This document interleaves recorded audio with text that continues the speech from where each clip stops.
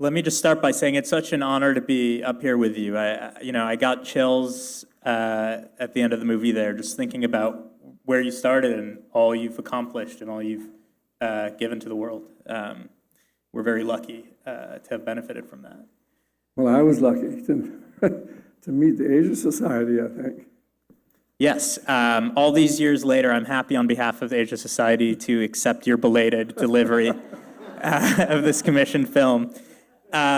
Perhaps you can start by telling us how that commission came about. How did you get in touch with the Asia Society? How did this come to be? You know, I don't really know the answer to that anymore. I don't remember exactly how I first knew about the Asia Society. I must have had a friend who knew Paul Sherbert, who was the head of it, or yes, I had some friends, the Swopes, David Swope and his mother and sister and father. And I think through them, I came to know Paul Sherbert. And as you said, they had seen your first two films, The Sword and the Flute and the Venice film. Right. I was telling you actually upstairs in our offices on the fourth floor, I found a 16 millimeter faded reel of The Sword and the Flute from who knows when. So I think it's so extraordinary that you've had this long relationship. I think you've done other things here over the years as well, right? Well, yeah, I mean, I have. I kind of dropped out from my responsibilities to the Asia Society, which basically was to finish the film on Delhi that I was making, which they had sent me to India to make. And I did finish that. It was called The Delhi Way. It was my third documentary. And but then I didn't do anything with the Afghan footage because I got involved almost immediately. Having met Ismail and Ruth, I got involved almost immediately in making feature films, dramatic films. And so all those reels of 16 millimeter color footage that I had done in Kabul in and around were just kept in my closet. And from time to time, I would take them out and run them for people, and they'd all say, "Wow, that's so wonderful, and you gotta edit that and stuff." But I would put it away and not do it. Well, the footage looks beautiful, but I think you set it aside for good reason. You made your first feature film, The Householder.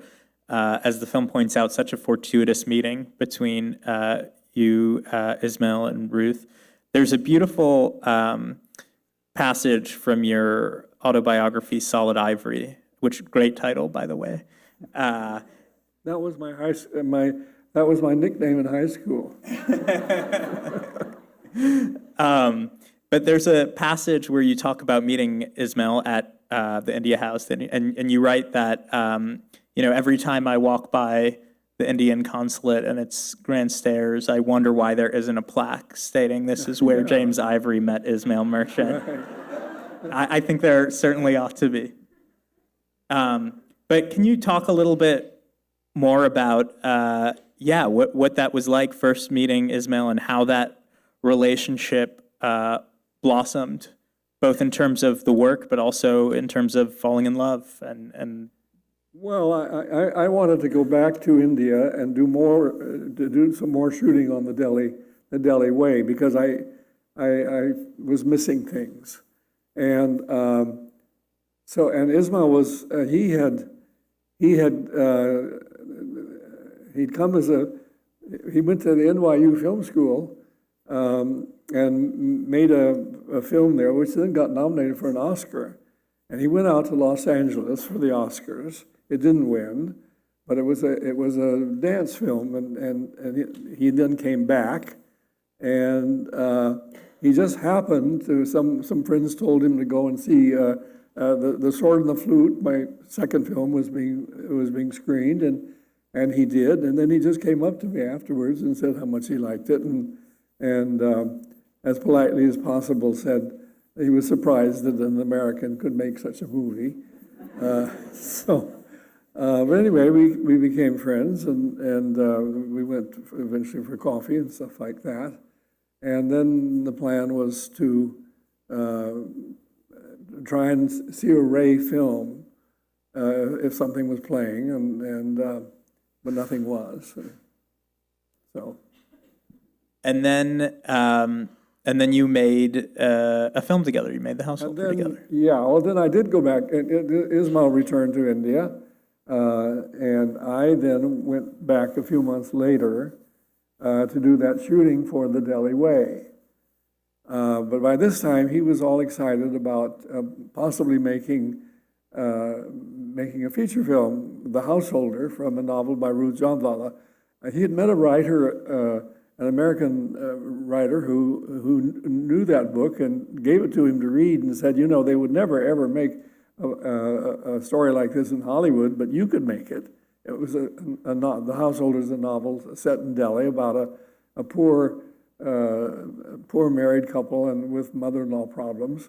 And they said, she said, you could make that into a film. So we had the idea of doing The Householder even then. And when we got back to India, he was pretty sure that he could raise the money for it. God knows how he did it. I never, ever knew how he got the money together for it. And not only did we make that film, we made two versions of it. We made a Hindi version and we made an English language version. And we shot them depending how articulate the actors were with one language or the other, we would do that scene first, and then or switch and go around the other way. If someone was better in English than in Hindi, and we made those two versions, and then sold them by a miracle to Columbia Pictures. And you mentioned your shared affinity for Ray films. He did the music, but I didn't realize he also edited the film. Yes, when we made Shakespeare Walla in 1965, I asked him if he would write the music for it, and he said he would. When did it become apparent to you that this trio, you, Ruth, and Ismail, that there was something magical happening there? Did you have a sense from the beginning that? I don't know. When we went to meet Ruth in Delhi, and we asked her, we had that idea of making a film out of The Householder, and said, well, you can write the screenplay. You wrote the novel. You should be able to write the screenplay. And neither of us having any idea.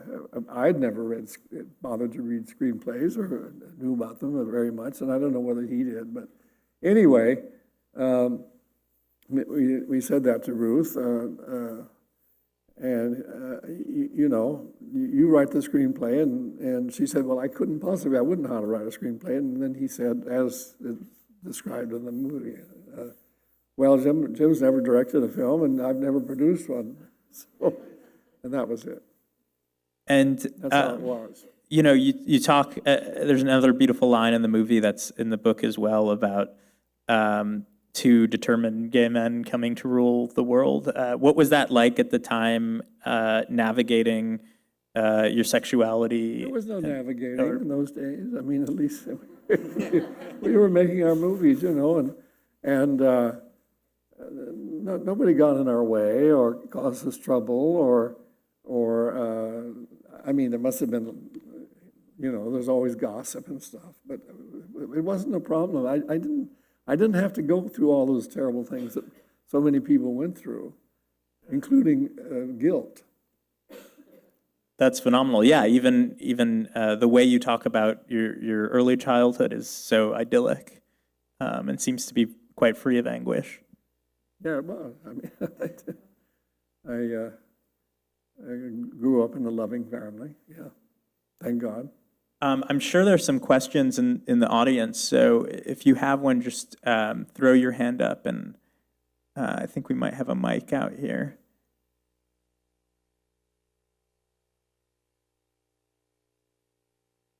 Over here, in the second row.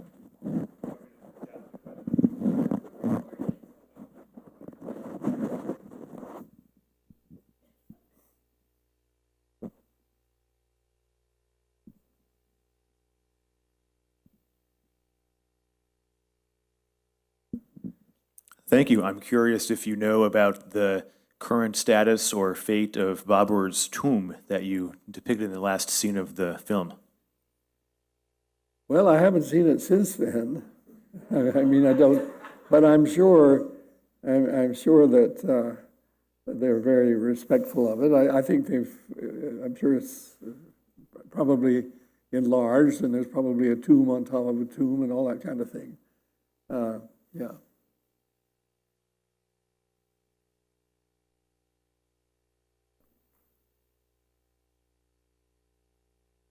I'm sure there are other questions. Last night, I saw an old friend of yours. He say hello to you as Anthony Costanzo. He was in one of your movies. Yes, he was. And today I was with William Christie. He also say hello to you. He was in one of your films too. Who did? William Christie. Oh, really? Oh, how wonderful. Where was he? He's in New York now, but he's at the Frick tonight. He would have come, but somebody invited him to the Frick, the opening of the Frick. So he said, just say hello to James Ivory for me. Gosh, we owed an awful lot to him when we made Jefferson in Paris. I mean, he appeared in the film as well.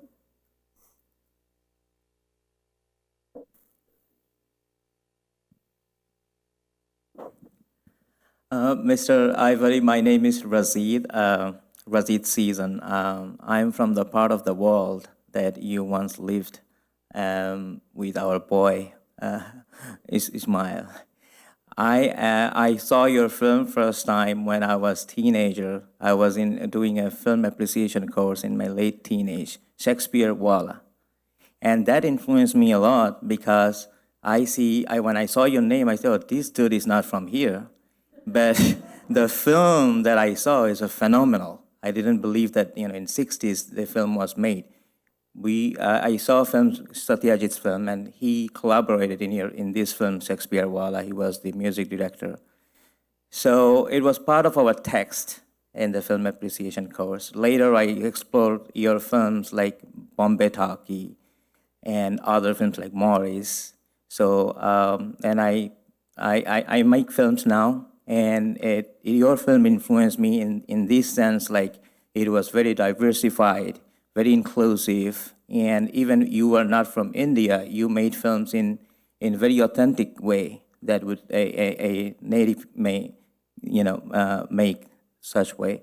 So I made films like that also include about in Arabic and Yiddish, like about Holocaust, and.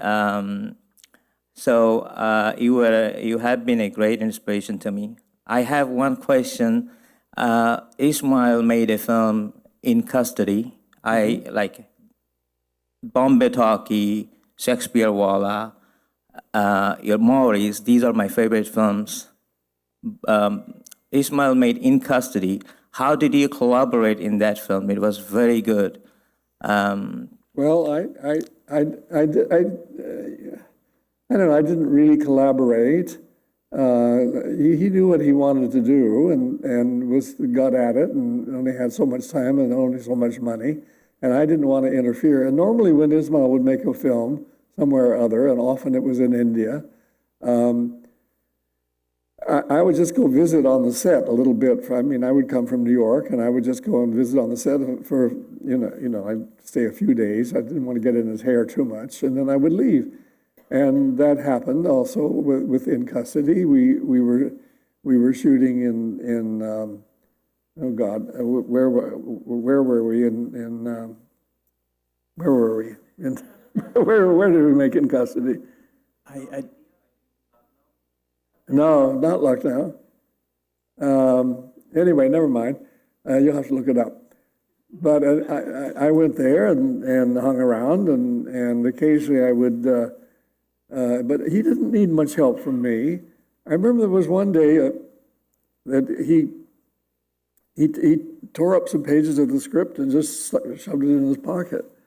And he wasn't going to shoot that. He got on very well, I think. But now and then I would pipe up and say, I think if you did something like this, it might be better. Or if you didn't do that. But I didn't like interfering. I never did. What was your working relationship like when you were directing, as was more often the case? Was he sometimes very wouldn't- involved on set? Sometimes he wouldn't be around. I mean, he'd be off somewhere. I mean, he might go to India, or Los Angeles, wherever. I mean, he didn't have to be there. And but I always liked it when he came on the set. And he started a sort of custom on our sets, which was on Friday night he would cook. And he would cook for the crew, and we'd also see the rushes. Whatever, if we were at a place where you could see rushes, and so we'd see rushes, and then he'd cook, and we'd have a really nice Friday night. Yes, there's the And we now didn't. famous. Here's something about Merchant Ivory: we didn't believe in working on weekends. we didn't. We just had a thing.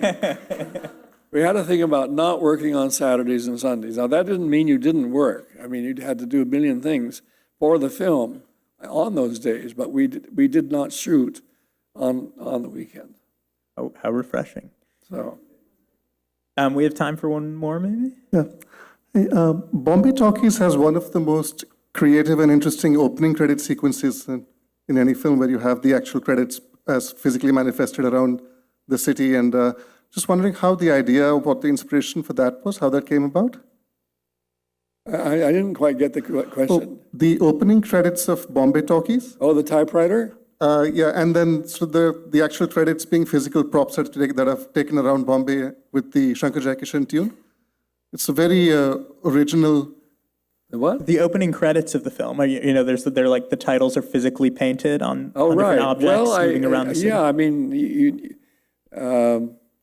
yes, they were like those, like the advertisements for movies for Hindi films. Yeah, we just borrowed some of their artists, I think, and did our own cast pictures and this, that, and the other, that sort of thing. We got it from Hindi films. Yeah, I believe that was homaged by Wes Anderson too. That opening. Do you have favorites among your films? I mean, you made so many. Well, there are none that I wish I'd never made. I'm okay. There's none that I have to hang my head or hide. I like all my films really, but some I like more than others. And it gives me a lot of pleasure to see them on a big screen. I mean, it's not that easy to see an old film on a big screen. You have to work. I'm lucky when some of our, like last night, I was able to see Morris, which was being shown at the Paris Theater. And now I haven't seen Morris on a big screen in years and years, and I went last night and enjoyed it very much. So I like doing that. If I can, seeing my films. One of the films that I like very much, it didn't do awfully well, but I think it's a really good film. That's Mr. and Mrs. Bridge with Paul Newman and Joanne Woodward. I think that's one of our best films, and I'm quite immodestly pleased with them on the whole. I don't think you're wrong to be. And I'm, again, so honored that you joined us here. We'd love to have you back. Thank you for being here. Thanks for delivering this film to the Asia Society. And Yes, after 60 years. yes, 60 years, better late than never.